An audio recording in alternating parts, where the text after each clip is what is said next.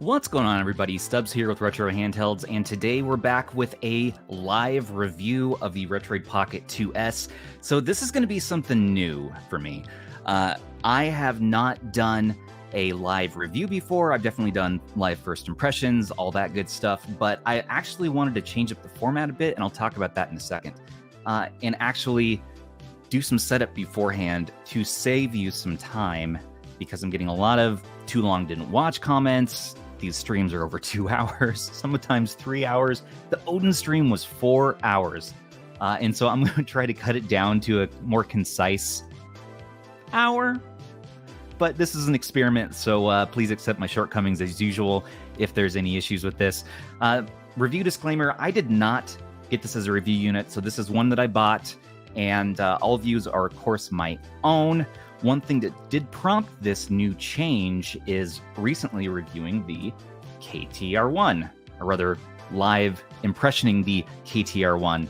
That stream was super long, wasn't super pleased with it, and lots of good points are brought up, such as how maybe we approach things in a live format here. So, yeah, gonna do some setup, going to do an unboxing, even though I've been playing with the Retroid Pocket 2S for about 4 or 5 days now, and I feel confident in what I've learned so far to do a review today.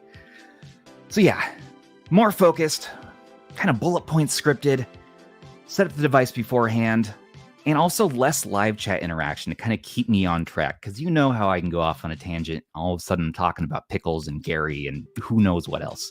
But we're going to save that for the end, for the Q&A, where I will go through, play extra games for you, answer questions, talk about the device in ways I haven't thought of yet, and also just kind of make sure that we're covering all of our grounds. So yeah, save questions till the end or load them up in the live chat, and our live moderator can start starring them and setting them aside for later in the Q&A. But without further ado, let's dive into the unboxing.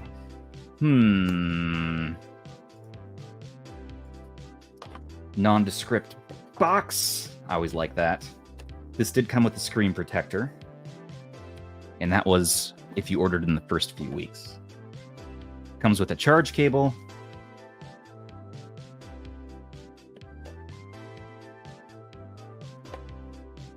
And there she is. Man, okay, let's get this a little more comfy here.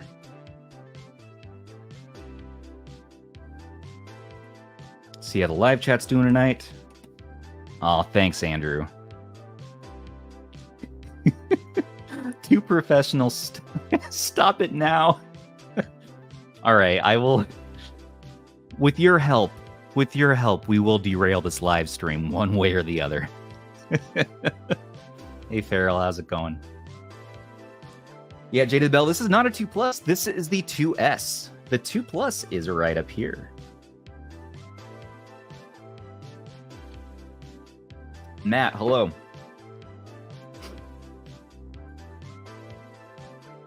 Okay, before I go any further, I do want to pull up the Retroid website.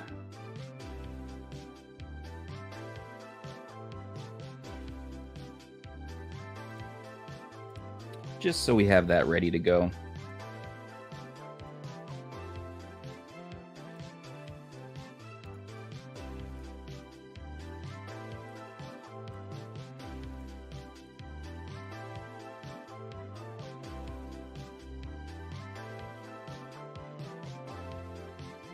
Perfecto.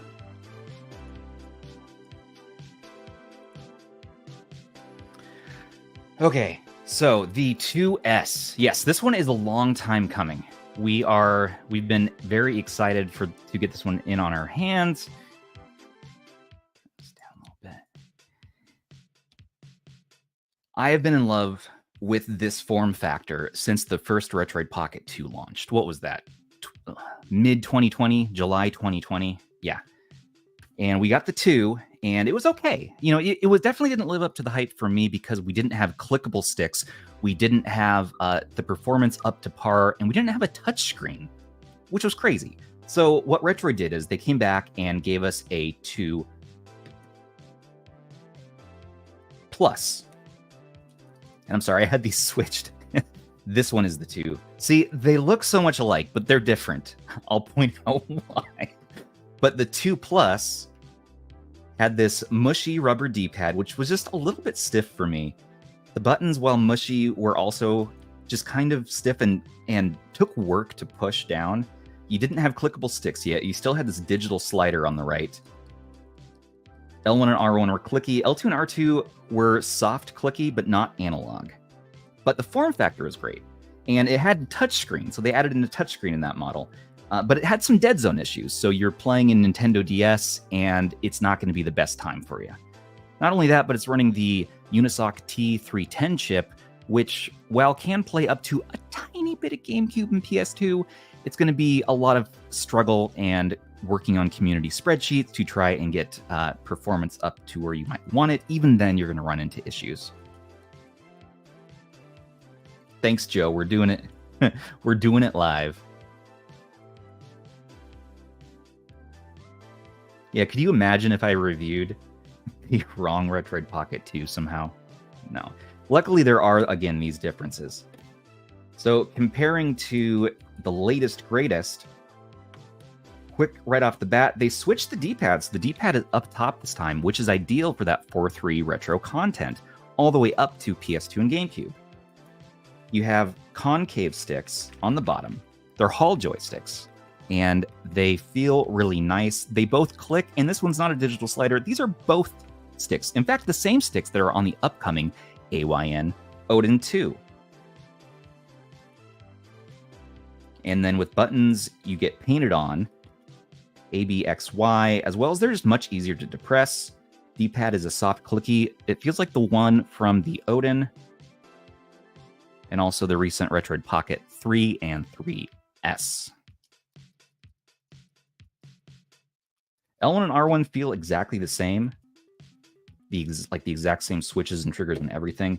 And L2 and R2 this time are a welcomed analog. So you can run it in analog or digital mode or do a hybrid combination, both mode, which is what I usually recommend.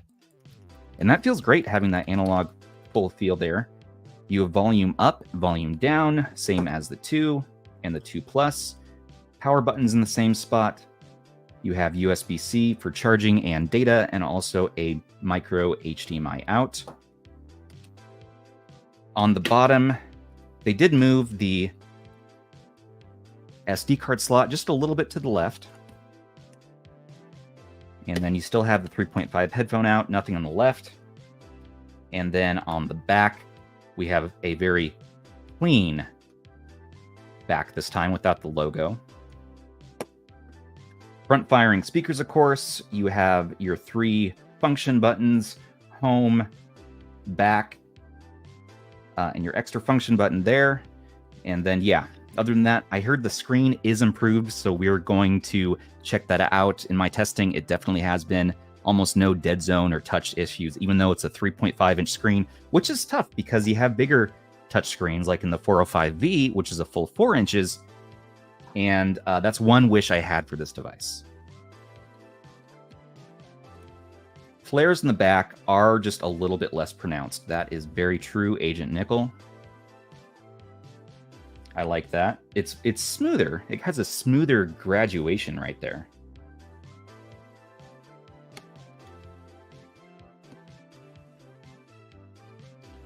Lag when using micro HDMI. In my limited testing with HDMI, and we're not going to do that test during the stream here, HDMI out has been fine.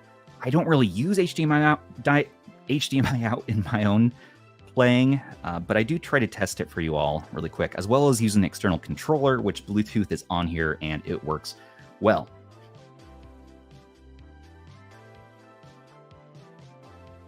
Ergonomics, though, always feel great on this model. Yeah, I wish the screen was just a little bit bigger too. That is, of course, something to consider. And let's just pull this up so you can see this better.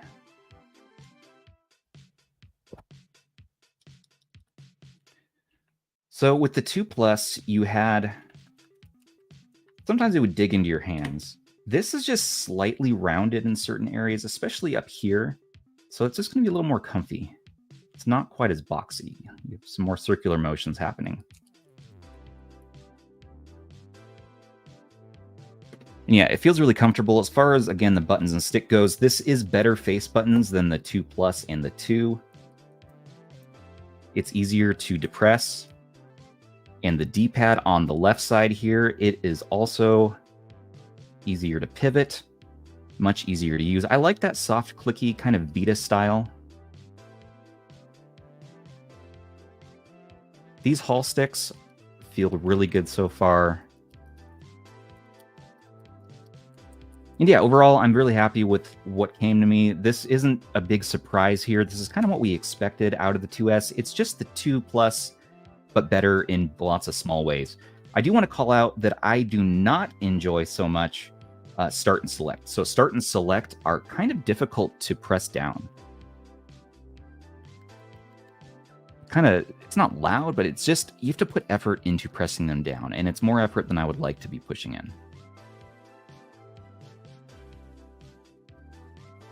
So yeah, I think that could have been done better. I'm not huge on the Start and Select.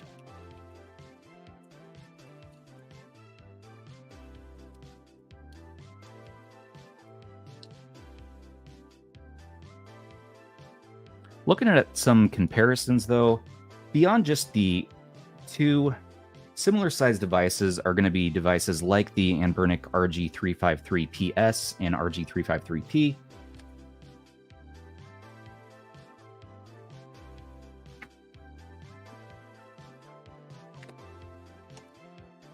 The infamous KTR1, which I do have a replacement on the way from the dev, Noloxony, and I'm excited to do a follow-up video, much in this format that I'm going to try today. So that I'm going to try this, maybe the live review format for that as well, after I spend some time with that device.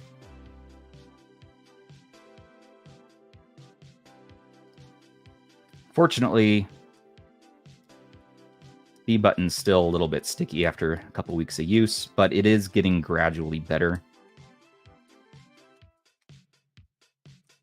D-pad still has some issues, so I'll be excited to try out the new one. Anyways, this one, just slightly wider. The nice thing about the KTR1 is that 3:2 aspect ratio, though, and that is really what you're going to be getting out of that, as well as that Helio G99 processor.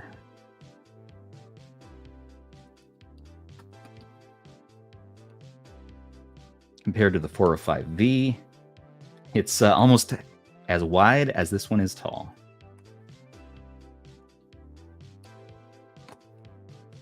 RG505 from Temu.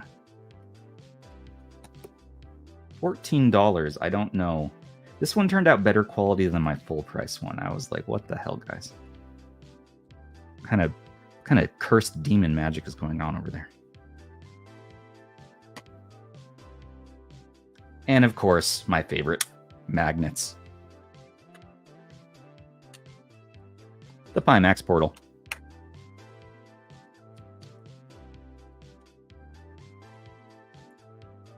Yeah, that is that's about as wide as the portal screen.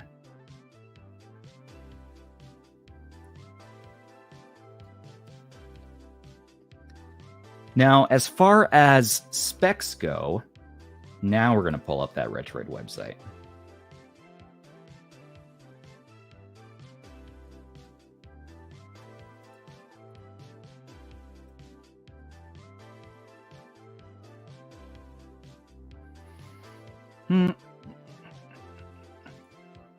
Okay.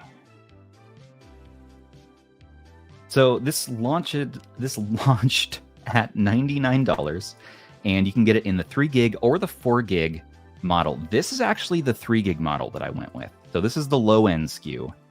And I picked up a clear green as well as this indigo. My green should be here soon, TM.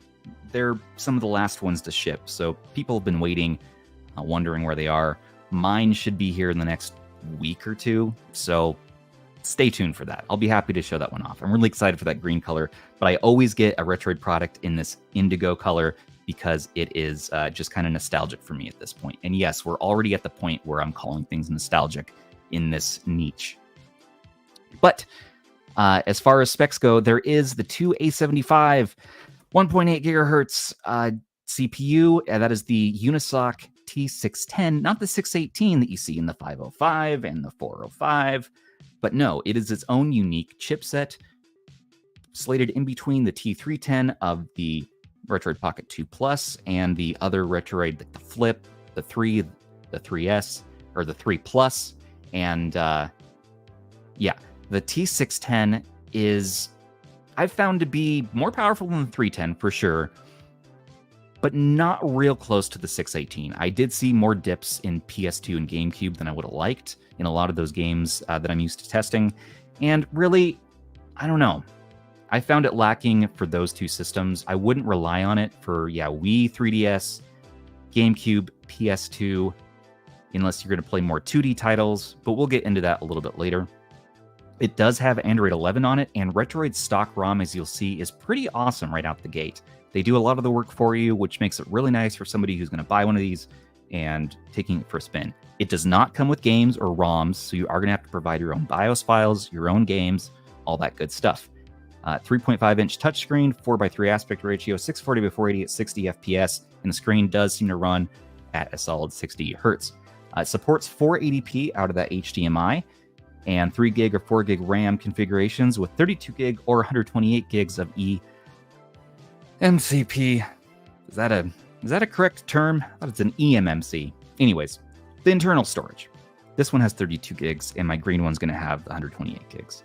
Analog, L2 and R2, and the 3D Hall Effect joysticks. Those are such a welcome change.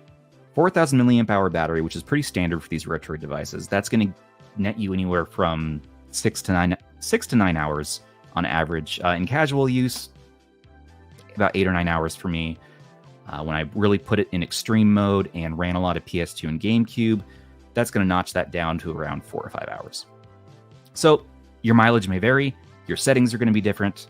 I would recommend, if no one hasn't already, start a community spreadsheet for this thing. So let's do some game testing, and I'd be happy to help out with that. We have some templates available out there, but I'm sure there's already somebody out there who started one or is in the process of starting one, because this is a device with a new chipset and it's going to be awesome. And I will put that in my video description once I find it.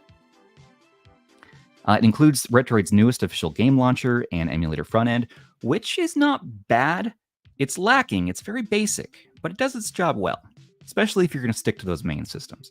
And it does have OTA support for OTA over-the-air updates. So far, there's no updates that I've seen since I've gotten this, and there was that free screen protector.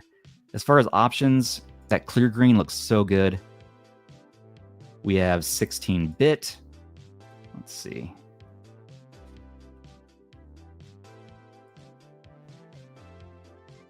Here's a good overview. So yeah, there's the DMG one. I always like the DMG, the Indigo, the clear green, the 16-bit EU. Transparent black looks pretty cool this time. Regular black, a little bit fingerprinty for my liking, but I'm hoping they fix the shell in this one so it's a little bit more matte and less of those issues. The grip is $15 in our description. This Retroid Pocket itself is in the description. Please note that the 4 gig version is $120 instead of $100. Also, Retroid Pocket 2 carrying case is $10, and screen protector is $5. You could get a micro HDMI cable or grab one off Amazon. $10 isn't terrible, and the SD card prices aren't terrible either, but again, I think Amazon's going to suit you a bit better for those. But if you're already buying this stuff, might as well throw it in your cart. Convenience. So yeah, not just that, but there's also DIY parts. So if you want to be able to swap in different colors, if you want to put the black joysticks in on this Indigo unit, you can do that. It's about $10 for the ABXY D-pad and stick hat. You can swap for the gray, black, or dark gray. And this is really cool that we have this. Yeah, it's just a good, clean website and a place to come to get your parts. I'm expecting these to show up on AliExpress and on Amazon soon for a little bit of an upcharge, but mainly I've always bought from Go Retroid themselves on this Go Retroid website. And Retroid has been pretty clear with their communication, although not as clear lately with the shipping times, and that's one thing that I have to critique. And Zoo is going to talk about more in his video, I'm sure. Just that, yeah, as the shipping times go on, we don't always get updates to the day, what is going out today. I would love to have a more thorough breakdown, something the community could access to see, okay, here's all the devices that are being sent out today, because people really want to know what day they're going to get their device, how long they're going to be waiting, and what they can expect. Classically, there's been a delivery dashboard on the website. And when this is kept up to date, I see there's some here. This can be really helpful for you. So yeah, delivery dashboard at goretroid.com. And you can kind of look here. And there should be some info. Clear Green started shipping today, it says. See, this is helpful. Yeah, this is a little more up to date than I had assumed from before. So, you know what? I take back what I just said. Go to the delivery dashboard for up-to-date stuff. Ay. Well, what should we talk about next? How you guys doing out there? Someone just getting into retro gaming, you know, it can be. You're going to have to put in a little bit of work. You might want to get a friend to help. But other devices that are going to come just ready to go, a lot of the Embernic devices, Powkitty devices, something similar to the Retroid you're going to have to configure yourself, but even more so is going to be the KTR1, really a hobbyist handheld, as well as the Pimax Portal. Those are going to be handhelds that you're just going to be relying more on your own, and I would not recommend them as first day beginner handhelds. The metal variant is another option. That's a good point. So the metal variant is coming soon, TM. I don't know much about it yet, but there's going to be more info shortly, and I will share it as soon as I know. What's nice about it being in the 2 form factor is that it fits into a Retroid Pocket 2 case. Very nicely. Those as well are on the website.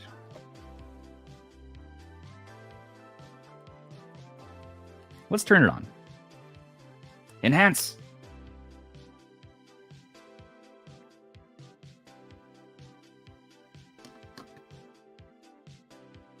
Yeah, I just put the screen protector on this one. And it has a bunch of steam from the shower. No, I wasn't playing my RG505 in the shower. But I do use the bathroom steam sometimes to get that perfect screen protector fit. So it still has some of that steam stuck underneath the glass.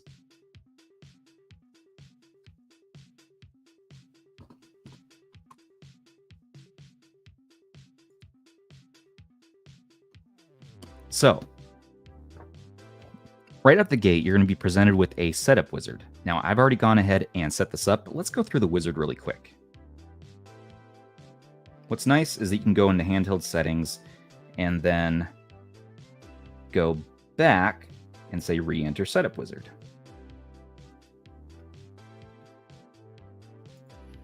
Hey now, Blaine. That's right. I do. Rubber ducks. And things. Okay, so it restarts, and it's going to drop you in the setup wizard.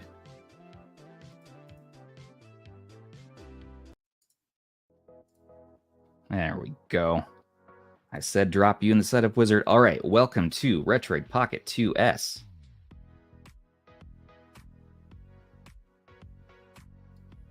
And you can't change the brightness until you go through this, so I'm just going to leave it there. Sorry, everybody, it's a little bit bright.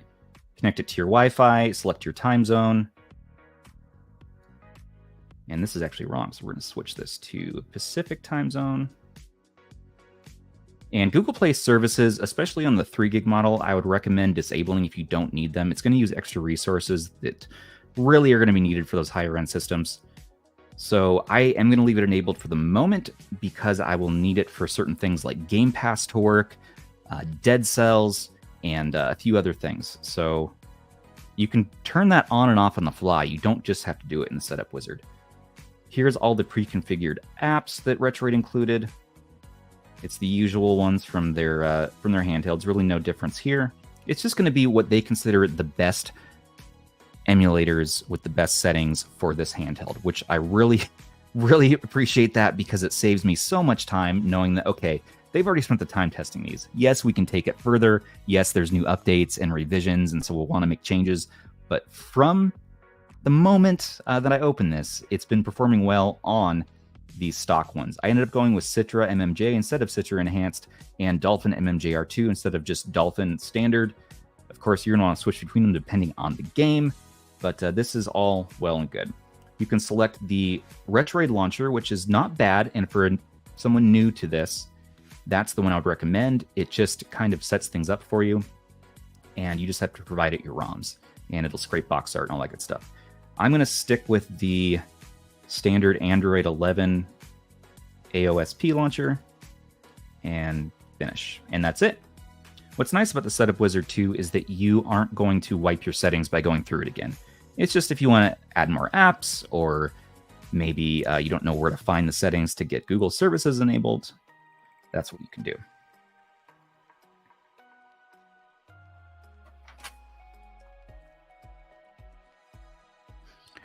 What did I have next for you all? So let's go through the quick settings. So right here, now I can access that brightness. There we go. What's nice about this too is there's not that over-sharpening effect that you see on stock and Burnic Android devices lately. So this is pretty sweet. You have your Wi-Fi, you have Bluetooth, do not disturb to disable notifications, auto rotate on or off, airplane mode. Here is the performance switcher. So it doesn't clearly spell out what each performance mode does as far as the governor, but performance has been a really good middle ground for me. There's also extreme, which does make the device a bit toasty after a while. And there's balance, which is the lowest power setting, which you'll run into more FPS drops than that. So I recommend keeping it on the default performance mode. That's been a really good all-around performance mode. You also have screencasting, eye comfort for nighttime playing. I love that because it adds that blue light filter when you're playing in bed at night.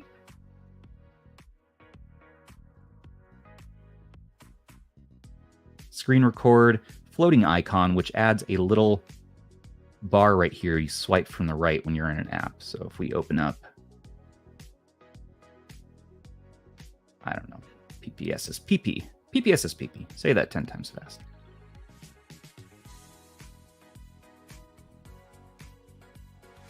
This should look familiar to many of you. You have your usual key mapper here. Disable notifications. You also can put a FPS counter that will kind of chill out in the top left there. Memory, CPU, temperature, and that's really nice to have, monitoring the temperature. You have a brightness control right from here. As far as brightness goes, you do have that max brightness, and it does get really, really dim for playing it in bed at night. It's really nice and dim. Combine that with your comfort eye nighttime settings, and you are going to have a retro stew going. You have a guide, key tester, profiles. You can also go live from there if you wanted to, which is kind of crazy. There's a hotspot. Keep the screen on if you don't want it to go to sleep. Force landscape mode, dark theme, which I recommend to save battery life, data saver, and inverting the colors. Sweet. As far as actual Android goes, you have your usual options here. Networking, display. I like that there was an included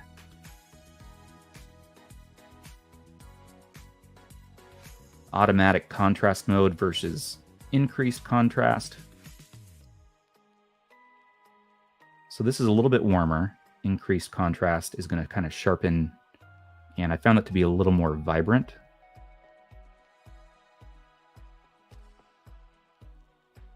And then there's standard.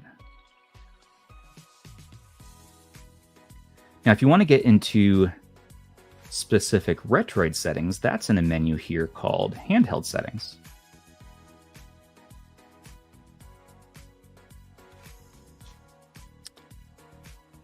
SD Sakurugi, does dark mode actually save power if the screen is IPS? I thought that was an OLED thing. Maybe it's an old wives' tale, but I've always found dark mode in general to help on all screens, but OLED especially, since it's going to turn that pixel off entirely, and that's more of a modern phone thing. But it's something I've always kind of stuck with. So here's where you can connect your TV for that HDMI out up top. You can go in and disable joysticks, do gamepad testing, joystick calibration, dead zone radius. A lot of these Retroid devices, especially the older ones, you would want to go in and do that day one. But this one came pre-configured. I didn't need to go in here and adjust any of that, which is really nice. You also have L2R2 mode. I do recommend setting this to both in most instances, because then you're using analog and digital modes depending on which emulator you're in. And it seems to work pretty well. You have a virtual mouse. You have Google services on or off at any time. This is really helpful. If you're going to play 3DS, GameCube, PS2, go ahead, turn this bad boy off and enjoy those just a little bit better. Under Advanced is where you can go in and do your re-enter setup wizard, whitelist an application, disable your apps, run script as root, factory settings, and factory test. So you get some options there, and that's cool.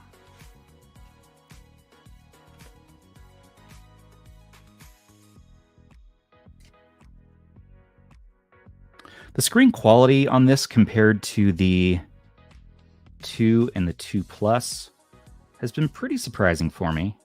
I definitely like it better than the 2 Plus.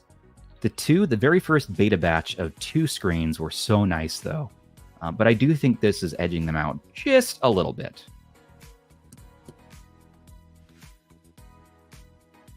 If we look at how dim and bright they go compared to the 2 Plus, let's take a quick look at that.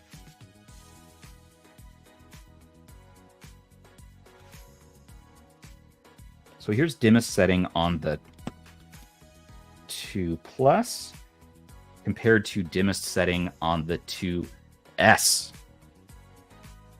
Look at that.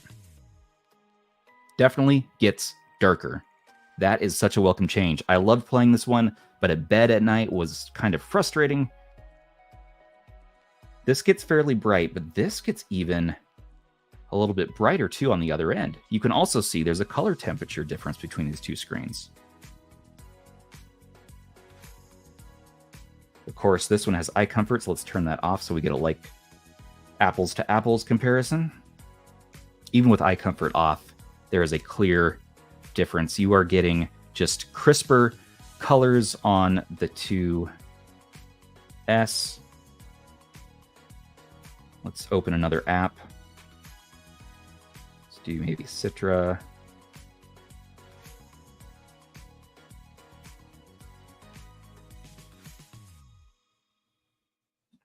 Maybe the other Citra. Nope.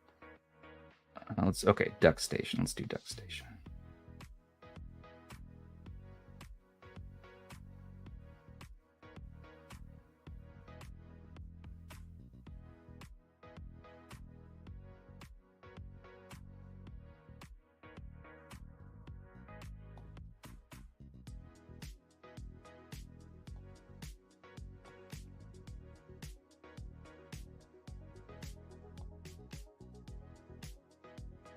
And that had light mode on. Which is Google Chrome.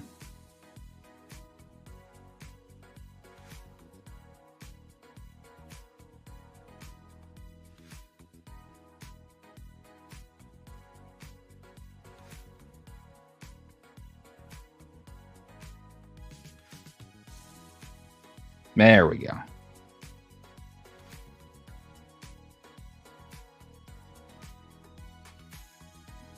Let's put these both on their equal dimness.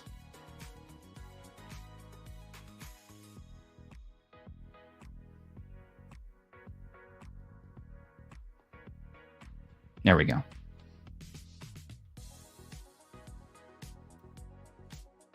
Heck yeah, playing DC fishing games in Alaska. I want to go back to Alaska. That sounds awesome. Gotta hydrate.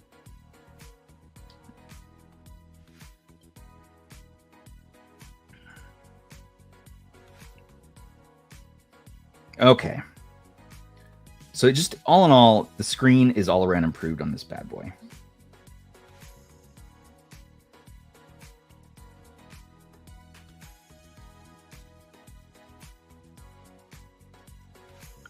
Let's get into some more fun stuff. So the speakers, I found the front firing to sound good.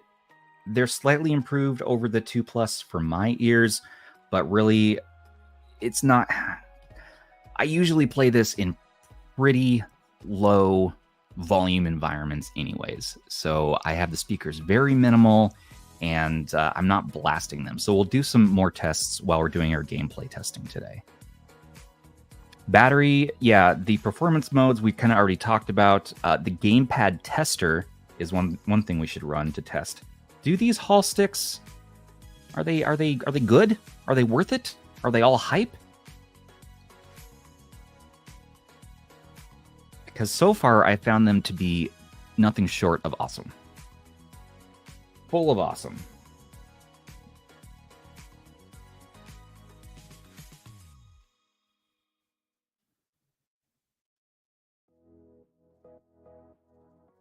We can reach all 4 corners, which is very, very nice.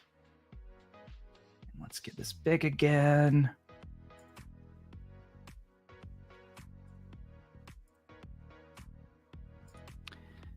And again, if you are interested in this, it's in our description, or just go to our retrohandhelds.link/RP2S to learn more. Now, I might want to reconfigure this stick just a bit if I wanted to reach that very top left corner.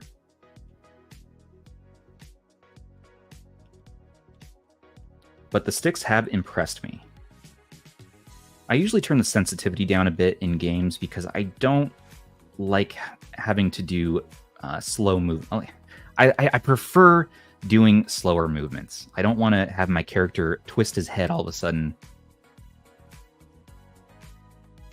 So these are very sensitive right out the gate. So you might want to dull that down a little bit.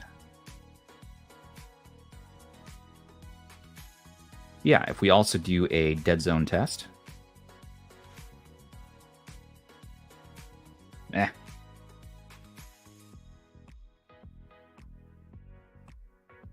There's this FPS counter in my way from that floating icon. So we're going to disable that, which hopefully makes that go away. Nope. Because it's preventing me from touching that. Okay. Floating FPS disabled. There we go. It disables the touch for that little area. Dead zones. And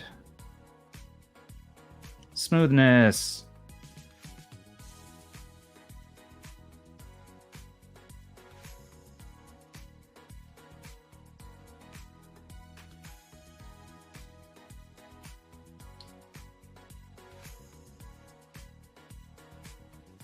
And then for Gamepad,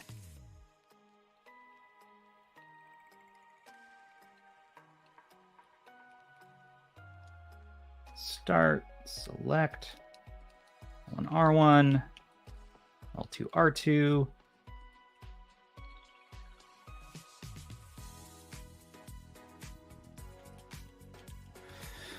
And we should do an NES Contra test, shouldn't we?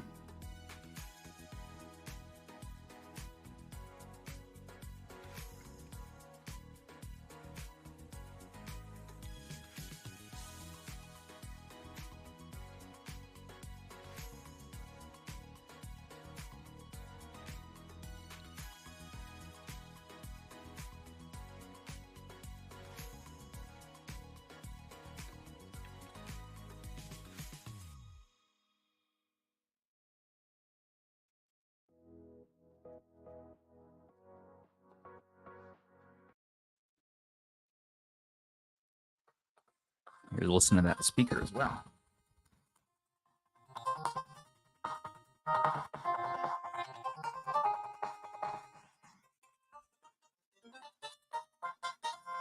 So you know it's Contra ready, which is good.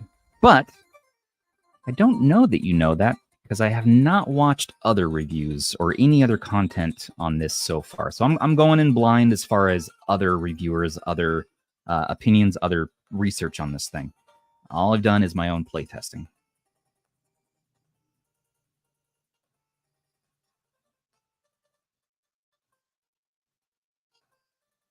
Yeah.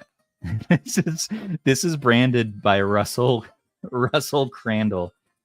Taught me this method. And it does pass.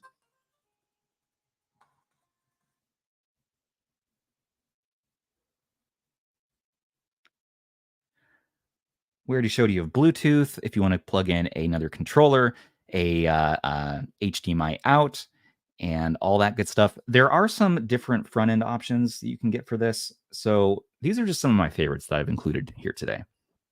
The Retroid Launcher, which I'll show you in a second, is not half bad. It's very basic, but it gets the job done. Console Launcher is a brand new one on the block. This one has a new front-end feature that isn't public yet, but there is private testing in the Discord server. So I will link that if you want to get access to this. This app is awesome because you can point it at a folder in your ROMs folder, much like you can in Dig, except for it does a much better job of scraping and building your platforms and all that. Daijisho is another awesome option. You all should know that very well by now. It is going to have more options. It may be more in depth than some are willing to go. And then there's kind of the middle ground and definitely ease of use king in Reset Collection. And we'll be showing off some new features in that today as well. Game Pass is here for streaming. We'll talk about that and a couple Android games. The first, Retroid stock launcher. That's a great point, Pats. Latency, yes. That is something that we should discuss, and we'll have to do that as soon as we get to maybe the SNES section. That's always a good one for latency.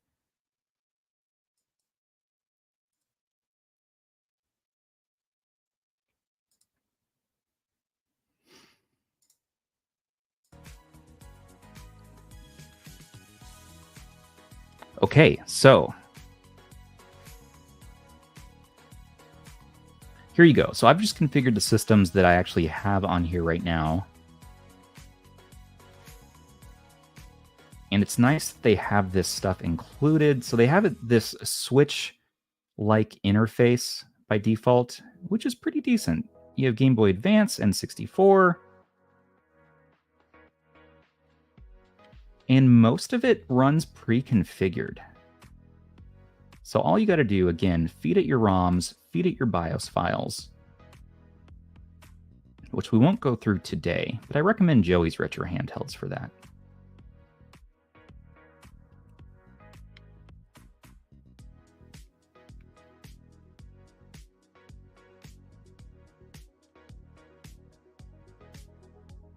There's different view options.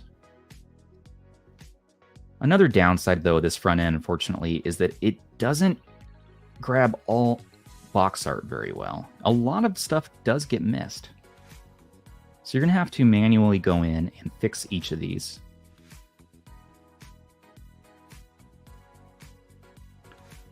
And for my library, which is correctly named as far as the no intro standard goes,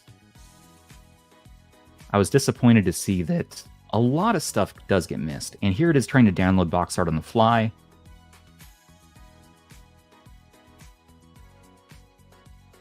I don't know if there's a single system that it consistently did all box art.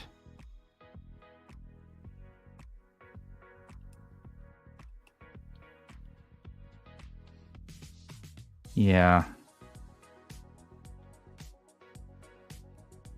So just accept the shortcomings there. PS2 was one that, at least in the top section here, we're getting everything. PS1 is a mix of different regions, which is common with Daijisho as well. Which is another critique I have for that front end, is I wish the box art gave you one consistent region when it goes to scrape.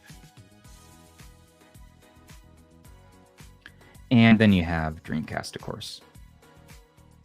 All in all, not too bad. You also have a launcher feature. So if you go out of here, you have your Android apps in these big, bold squares.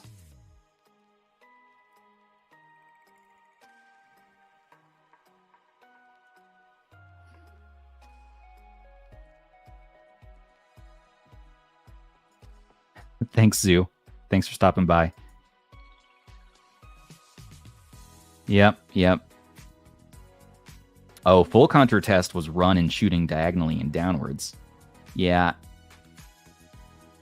We'll see if we have time to get and add that later in the stream. So that's the Retroid Launcher. There's one little Easter egg that I wanted to point out in case anyone doesn't know about this, is the fact that if you go to...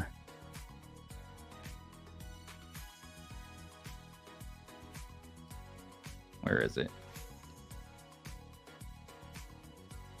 If you click on the clock here, it clears out your RAM. Random, right? Yeah, there you go. Any active processes. Just kind of a random little button that's invisible. Another great front-end option, of course, is going to be that new one, Console Launcher. Now, this one didn't pick up all of my games right off the bat. It struggled a little bit with systems like Atari Jaguar. It's because I had the folder named against the standard. I used the EmuDeck naming standards, and it didn't take that into account, so I did have to manually go in and adjust some of this. But all the main systems here, this is all what it got right out the gate. And I've been following development on this pretty heavily recently, and I'm really proud of what the dev has come up with so far. It works similar to the Retroid Launcher in that it's going to scrape box art on demand, but it does a much better job of it, and you get much more consistent results.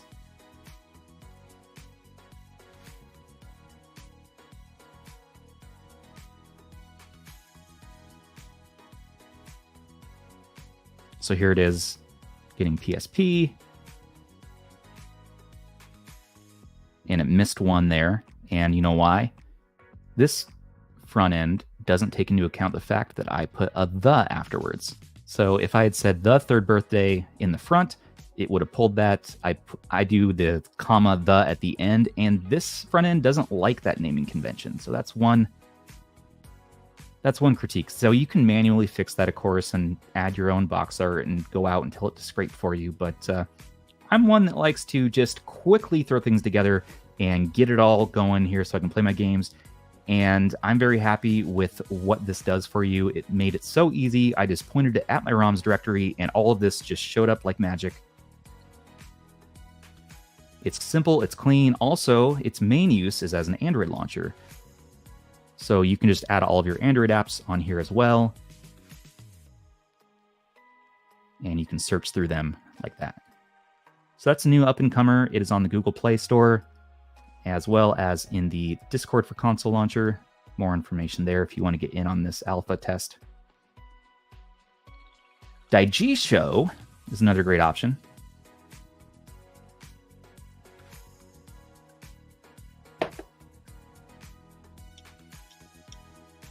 Retro achievements built in, which is really cool.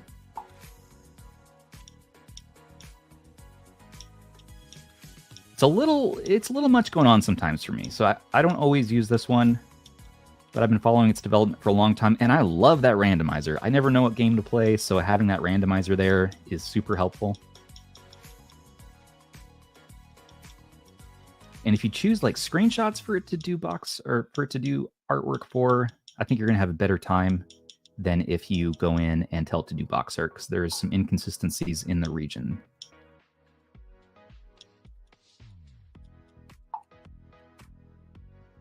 Last but not least, on my favorite front ends,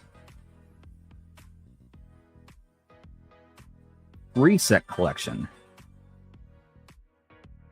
with a fancy new boot logo.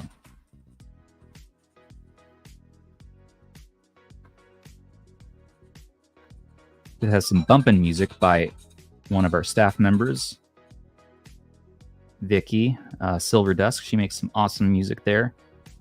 Turn it down though for the moment. And so I've only scraped Game Boy Advance and SNES. It uses this sort of layout where it shows you a big portion up here for the screenshot, and then the box art is kind of a medium size down there. And there's only the one layout right now. This is a new platform pack put together by my friend Jim Gray.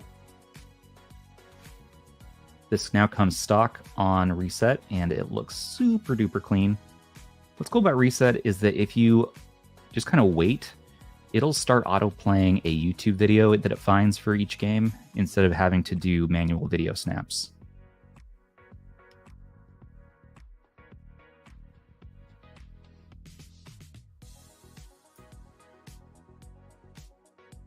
And you do have to set that up in the settings. Yeah, SD. I think that if you have huge libraries, it might be a little bit cluttered. But here's just a quick look. Alien Hominid.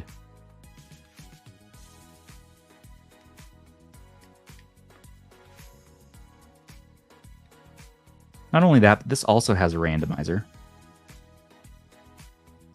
And there's a lot of customizations in the randomizer. So you can say, I want to scope this to, you know, just Barbie games, by the way. Easter egg, that's my little contribution to the app, is saying, you know what? add in some randomizer. Maybe we can talk about some Barbie games. Barbie Race and Ride, Barbie Explorer, you know, all the bangers. You can scope it to release year, collections, genres, game name, keyword. The search feature also is fully featured and uses many of the same filters. And you can also set this as your launcher, as your home launcher, so it boots straight up into this. Really, any of these front ends you can do that with. And you can use Target Home App Launcher if you wanted to manually set one that didn't have that functionality anyways. So kind of the sky's the limit. And here you have all your Android apps, as well as a different view for finding your platforms. If you were in the rare circumstance it doesn't scrape box art, which is pretty rare because it's pretty dang consistent on this one with the same region and everything, like, come on. Like, here's one that it missed. Biker Mice from Mars. You can come in here, new image search, and you have this like AI chat GPT based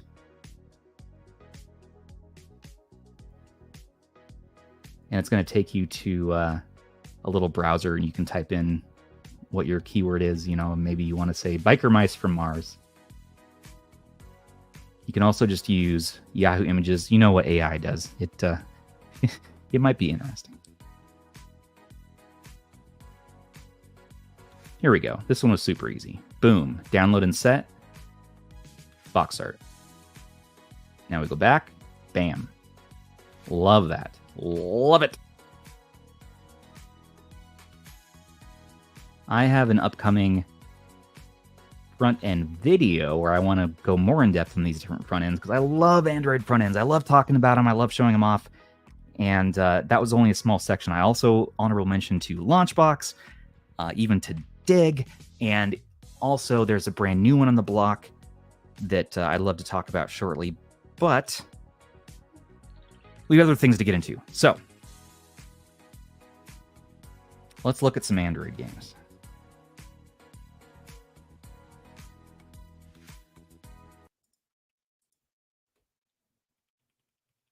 This is a good one to test the speakers on, by the way.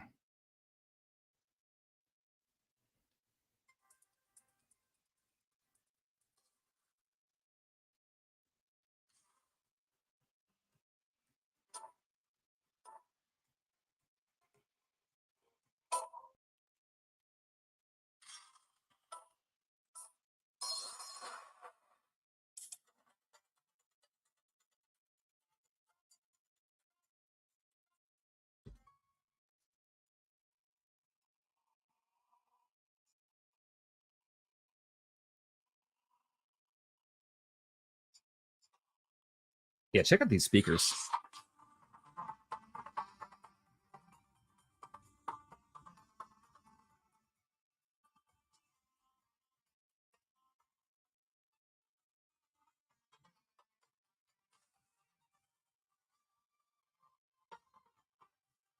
Hydrate.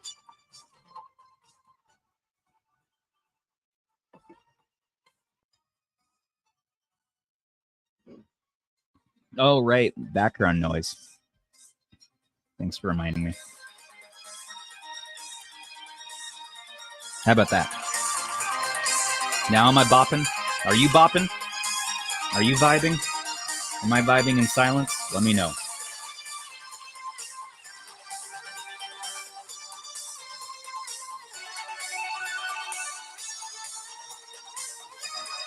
In video broadcast, no. Okay, how about that? Are we vibing now, Ban? Are we vibing? Producer Ban, everybody. Producer and live chat moderator Ban. He's the man I yell to off camera.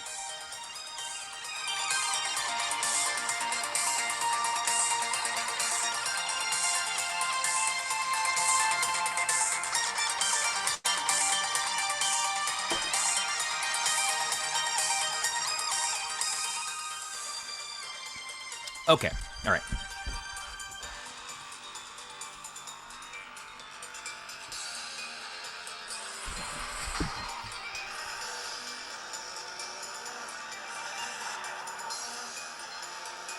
So much fun, so much fun. And it feels great on this. We really need to turn down the brightness so we can get some crisp colors going. And I'd even say now is a good time to go ahead and test out that alternate display where we bump up the color contrast, because I think it's going to look gorgeous on a game like Horizon Chase.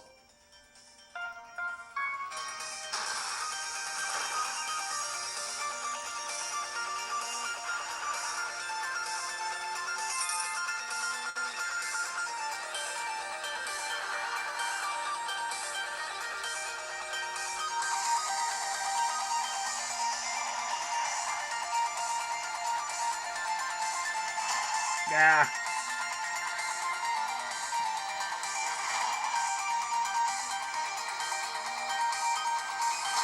Ah. Ah.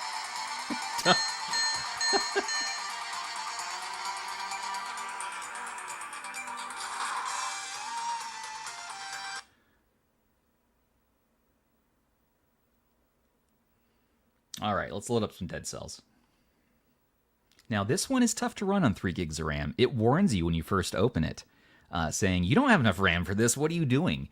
Not only that, but I'm like, you know what? Screw that. I'm not only going to play this game, but I'm going to turn on high res mode, because otherwise, if you're not in high res, look what you get. Blurry text you cannot read. So I think the bar for entry really is having that high resolution mode on so you can see what the text says, but it doesn't run amazing if you do that.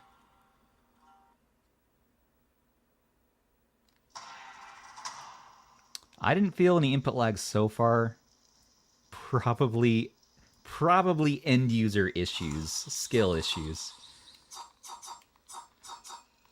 I can say firmly that it's difficult to live stream and try to play host while also not sucking at a video game that normally takes all of my concentration and focus. Ah! I always do better when I pre-record the footage. I don't talk and then comp together a video. So my 2023 resolution was actually to get better at live performing a video game. A lot of people do it. You got streamers, all these Twitch streamers out there rocking away. I think you just get used to it by being on camera for, what, days, hours, 24-hour live stream till I get good at Dark Souls.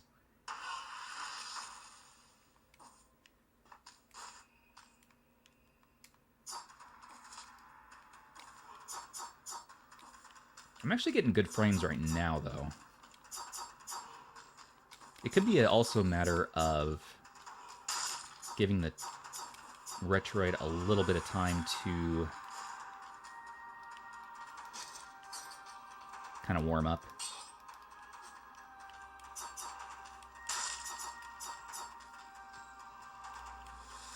Yeah, I'm much happier playing this right now than I was earlier when I cold booted and tried to test it.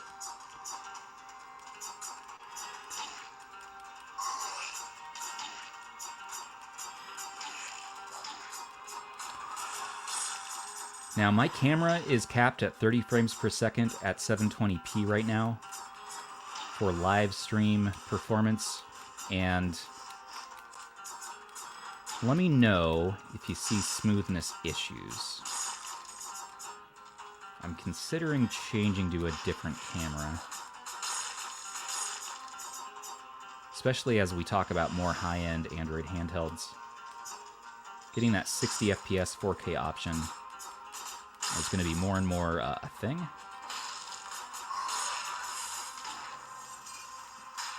Yeah, Dead Cells is fun. My body has been desecrated. Very good.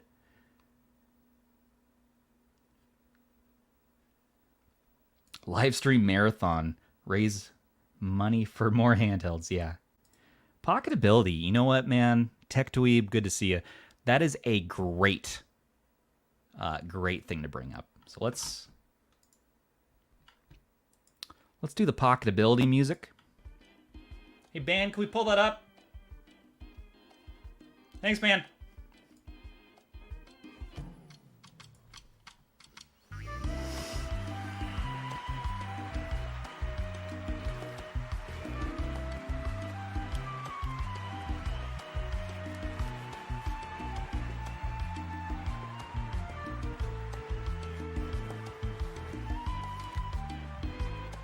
Seems to go pretty well. You have these recessed sticks. The recessed sticks help with pocketability. Let's do this pocket. Look at that. I'm pocketing. While we're at it, we should do a quick little... There's no vent on this. There's speakers, though. Mild. A little note of... sage, maybe? A little sage note. Do a quick little mouth test.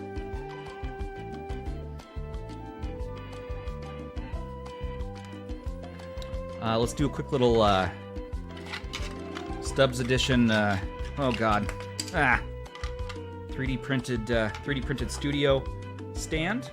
That's what it looks like on the stand. You got your little date counter there. It says Stubbs. Little shelf. It's a fun little shelf. You can buy this on Etsy. I'll link it. That's fun. So there you go. It's pocketable. Yeah. Pocketability music, so professional. Thanks, man. We gotta have you on the podcast. Tech Dweeb, you want to come on the podcast? We gotta have you on the show. It's time. I was gonna DM you about this, but I'm just gonna mention it on the live stream. Awkwardly put you on the spot. All right, what do we got next up on board here, everybody? We have, oh, that's right. It's time for emulation, our main use case of the Retroid Pocket 2S. It is finally time. Tech Dweeb's coming on the show. And people, your fans have been asking, man. Your fans have been in the chat the last, I don't know, month or two saying, when's Tech Dweeb going to come on? I'm like, I just got to ask him. I just got to reach out. I'm nervous to make new friends, but I'm ready now. My heart is ready. So let's do this. You're going to weigh your fancy pockets? Yes. How many Tech Dweebs can we fit in our pocket? That's what we're doing. Now, we're going to get an emulation. Emulation is the most exciting part of this device, and that's why I saved it for last. And after that, we're going to do a quick Q&A and see if there's anything else you want to see. But for now, I'm just going to stick to the games that I had planned, so we can just kind of run through that basic baseline of testing, and then we'll kind of open it up. Yeah, and if you're interested in getting one of these bad boys, you can look in our description or go to this link, retrohandhelds.link/RP2S. It costs you no additional money. It supports the channel. Yes, it's an affiliate link. Non-affiliate, just go to goretroid.com. Please accept our shortcomings. And subscribe for more. So there you go. First up in our list of things to test. I'm going to show more of the out-of-the-box and try to stick to this Retroid Launcher as best I can. I like using the Xbox layout, so my A and B are switched. So it says A okay, B back, but that is not true. That is a lie for me right now. So I always have to remember that. I can't look at that or I'll get screwed up. Okay, so we start out with SNES, Aladdin. What do you guys think so far of this new live review format?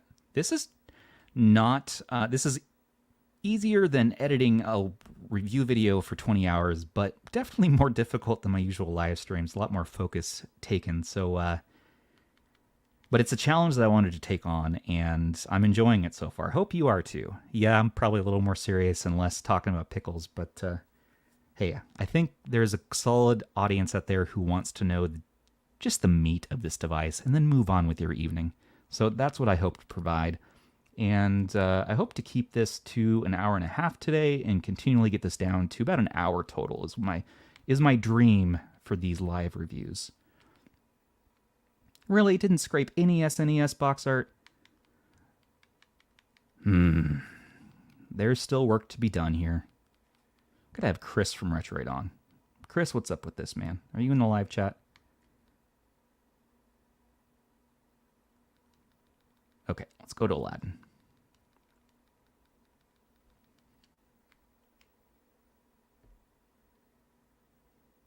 We got my retro achievements going. That's why I keep Wi-Fi on, otherwise I'd turn it off and save myself some power.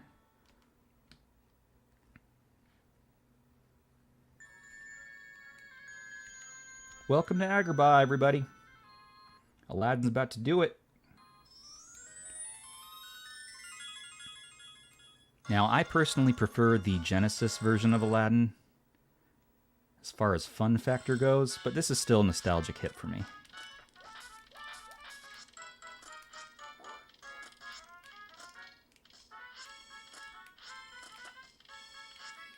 And yeah, I'm not noticing any input lag. I even have threaded rendering on.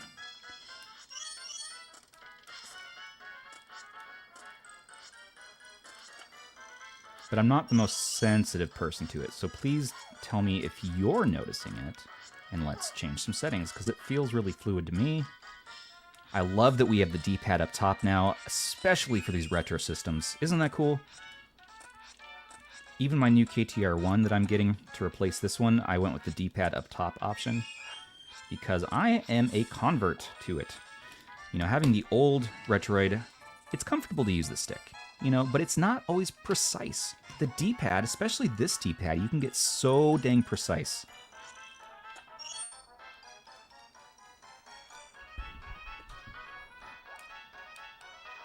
Dun, dun, dun, dun, dun, dun, dun, dun, dun, dun, dun, dun. So yeah, 4.3 content here. SNES looks great. I have no filters on. We are running on SNEX 9X.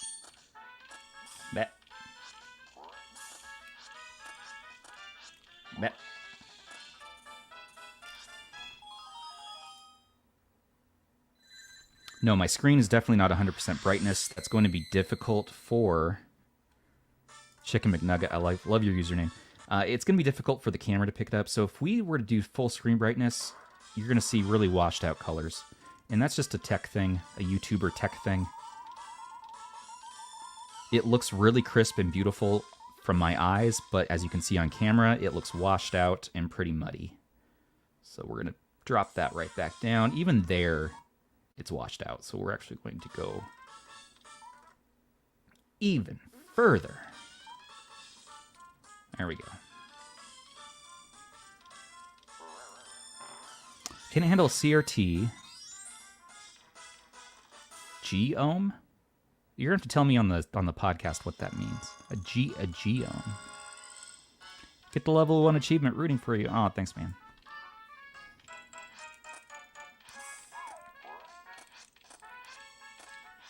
I think I've already unlocked the level 1 achievement. Let's see. Let's put my money where my mouth is.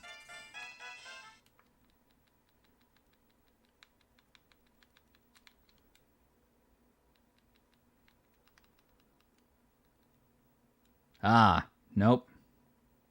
Nope.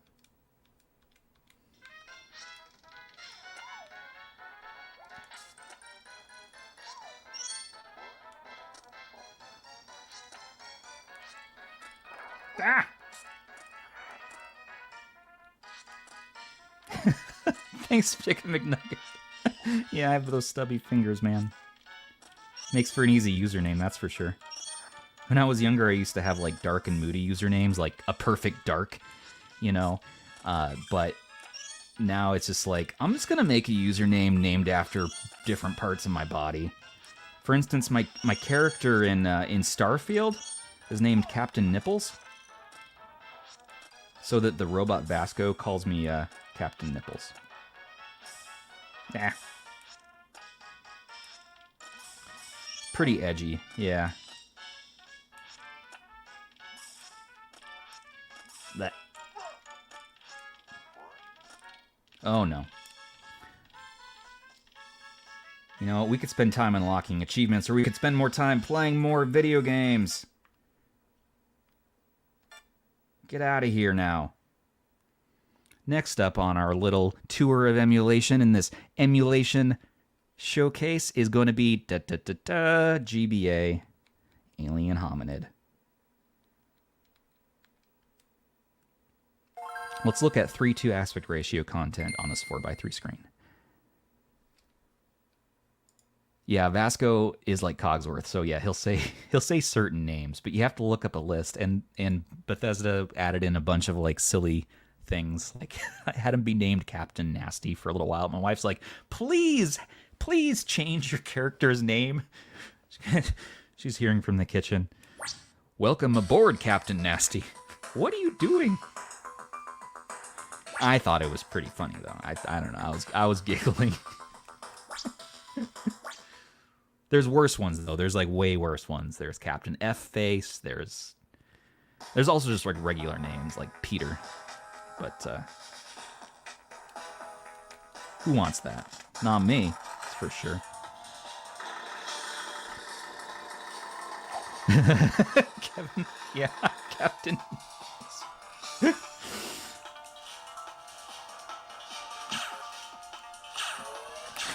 Can't imagine she likes Captain. I don't know. She hasn't heard Captain Nipples yet. That's going to be new. She'll find out tonight. I'll let you all know how that went.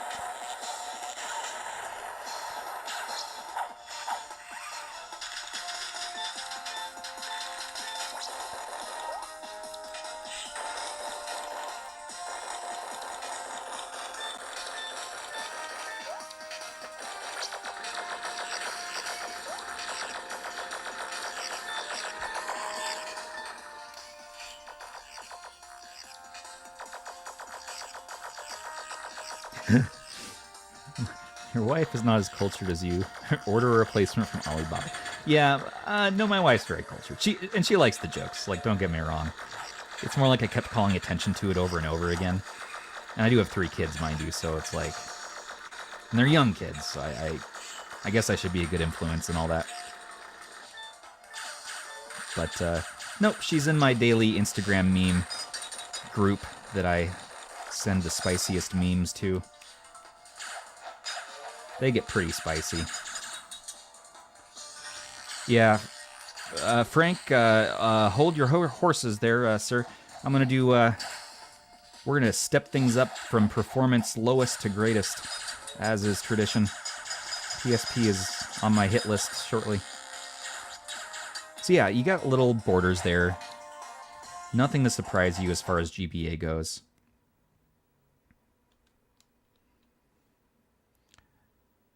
And we'll follow that up with PS1, Tony Haka.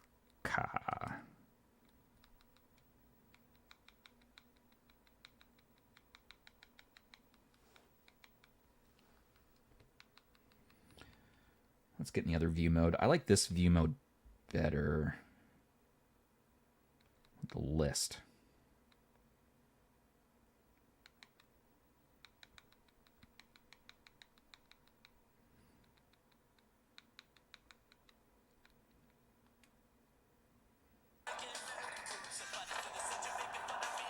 Tony Hawk's Pro Skater.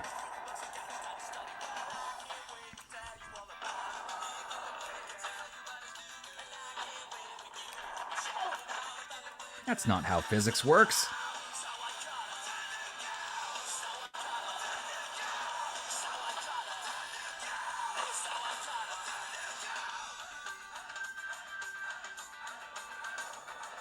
And temperatures are staying really nice on this. Let's take a look. We're at 45 degrees Celsius. Warm, but not burning.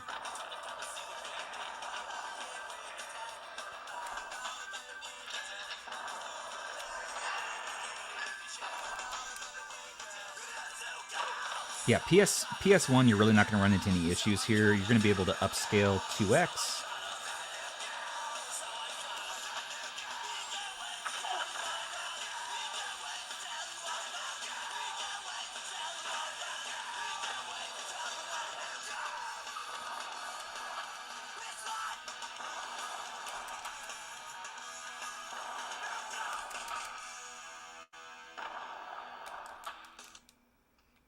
Aish was also talking about taking these review live streams that we're going to try to do.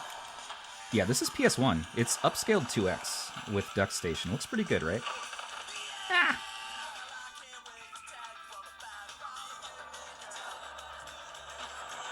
Anyways, Aish was saying that maybe we'll take some of these live streams, edit them a bit more.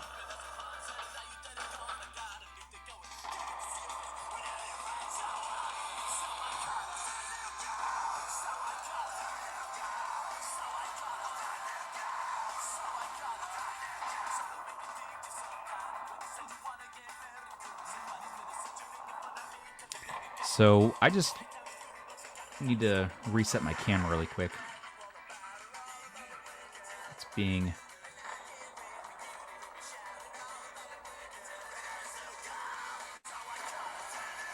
My overhead camera froze. You guys can still hear me, right?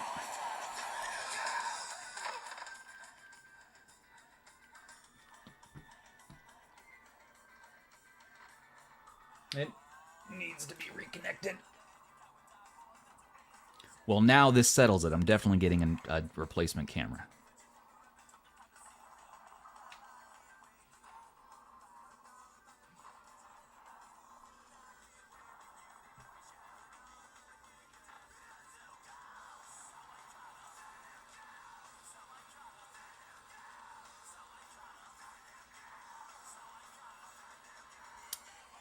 Well, my camera just pooped. This is a Sony ZV-1F. I don't recommend it. I was recommending it, but now I will stop.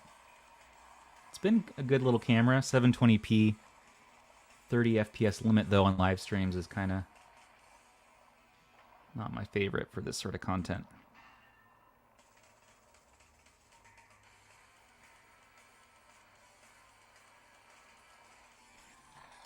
Thanks, Bam. All right, give me a second, guys. We're going to do a little swapperoo here.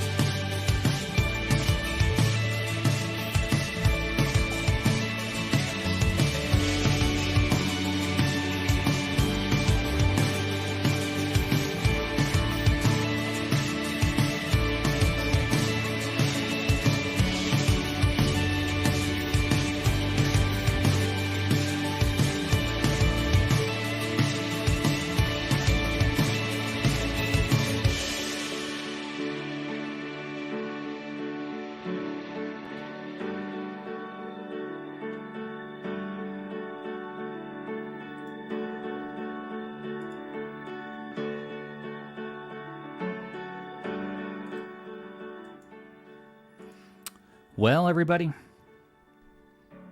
my camera pooped. I think what we're going to do is kind of just wrap up and talk about kind of pros and cons so far. I'm disappointed that we didn't get a chance to get into some of our heavier emulation testing today. But you know what?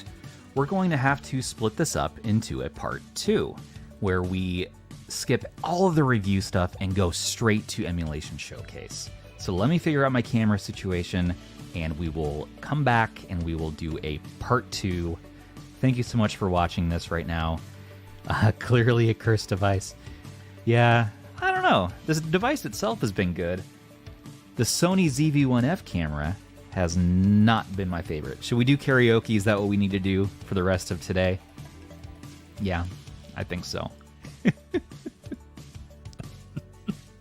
So stay tuned for our part 2, where we dive into the high-end emulation showcase section. I can tell you from my testing that you're going to be disappointed in PS2 and GameCube performance. If you want to play some of your probably your favorite games, your 3D games, you're going to have to do some heavy tweaking to get there. Everything up to there, Dreamcast played really well. PSP was freaking awesome. Wii and 3DS, really, yeah. Streaming on Game Pass worked really well. Playing Starfield, well, it's not out yet for streaming yet, but playing games like Power Wash Simulator and all that, Sea of Stars, looked really well, worked well. Heat never got super hot, which I liked. Some alternative options, though, so far to me have been, again, recently the 405V or the 353P. But you're getting better PS2 and GameCube on here for sure than either of those devices, and of course the Retroid Pocket 2 Plus.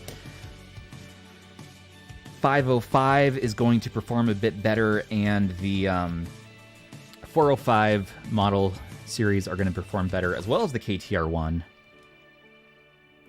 But those are all a bit more expensive. If you want really high-end, you could get something like a Razer Edge or a Pimax Portal or the Odin or the Odin 2. Those are bigger devices, more expensive. This is coming in at $100, which is such a fantastic price point. It's hard not to recommend. So I have been enjoying the hell out of this so far. I've been playing it all weekend. I was playing it last week. I really wanted to do this live stream first, but I'm like, gotta hop in that 405. Dropped on the doorstep. Not much out on it yet, and so I switched gears into that first. But yeah, and if you're wanting to order this, again, link below in the description or on screen right now.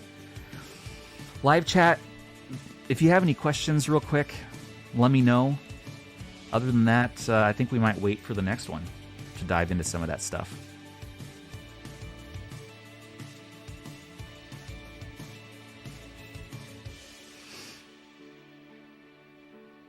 I think we'll wait. Yeah, Sifu. It's always Sony's fault. Is it still under pre-order, the Backyard Air Gunner? Or are they being sent out? I just joined in, so I don't know if you've said it already. Yeah, so they are starting to arrive on doorsteps. So pre-orders are all shipping right now. Putting an order in today is going to net you to get in the queue and get the device within, I'm going to say, about a month or so. Look at the delivery dashboard, goretroid.com/pages/delivery-dashboard to see where we're at in the queue. And depending on what color you ordered and what RAM configuration. So there is that 4 gig option, which I would recommend because you're going to run into some RAM limitations if you're going to use Google Play or any Android apps. I really, really do recommend going with that 4 gig, spending the extra $20. It is so worth it. Get yourself some accessories while you're on the website, and I think you're going to be pretty well off. Jaguar emulation in my testing, not surprisingly, didn't fare well. Jaguar is a really tough one to emulate, even with a standalone emulator on Android. Ramage, of course, is the word of the day. Green devices, including mine, started today to be shipped. So they started shipping today. I would expect those in the next week or two, depending if you want DHL or 4-pix. I would always recommend going with 4-pix. It's really not that much faster to go with DHL. It's a hefty price increase depending on where you live. And also, you can get held up in customs sometimes longer with DHL. I don't know why. I just go 4-pix. It's easy. 4 gigabyte. Yeah. Yeah, those are some things that I love. Those are some things that I don't love. And all in all, I'm really enjoying this thing. It's everything that I wanted from the Retroid Pocket 2 when it first launched in 2020. And this is the culmination of that dream in this form factor. Stay tuned on the channel for more goodness. We're going to talk about it in our Round 2 Emulation Showcase video. And please do subscribe for more if you are interested in this content. We talk about all the latest, greatest in the retro handhelds world. Thanks again to our subs and our patrons. We couldn't do any of this without you. You guys are the lifeblood of this community and of this venture that we've been doing. And you're just all swell people to hang out and chat with too. We have a chat room in our Discord that has its own marketplace, its own kind of culture almost, and I enjoy hanging out with you all in there. So, we do like Friday night not movies, but gaming sometimes, and shenanigans, and there's like a co-op channel now, and that's kind of cool. So, yeah, without further any other words, I'm a little bummed that I couldn't finish this all in one go today, but we were getting long in the tooth, so we'll split it up into 2. That's all right. That's okay. It's all good. Dan, friendly reminder that some of the 4-pix orders got shipped via DHL regardless, so you get a free upgrade anyways. We did the taste test. It was an oaky mild sage flavor. A little effort goes a long way. Yeah, thanks, Nanra.